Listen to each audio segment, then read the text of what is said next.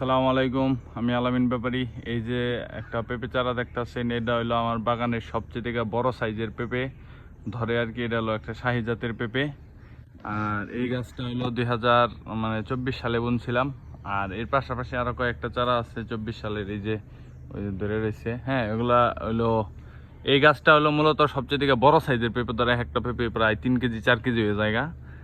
আর এই সাইডে হলো আমার যে ছোট পেঁপে চারা, এটা টপলেরি জাতের। এটা হলো 2025 সালের চারা। এই চারাটাও খুবই সুন্দর হয়েছে, এই চারাগুলো মাশাআল্লাহ। আর সামনে আর কিছুদিন পরে আর কি পেঁপে পাকা শুরু হবো আশা করা আছে। আর এই যে এটা হলো আমার পুরান চারা। কিছু কিছু চারা রাখছি এই পয়েন্টে পয়েন্টে, কয়েকটা চারা। ঠিক আছে, এই চারাগুলোর মধ্যে এই বছরও খুব সুন্দর ফল আইছে। ধন্যবাদ সবাইকে।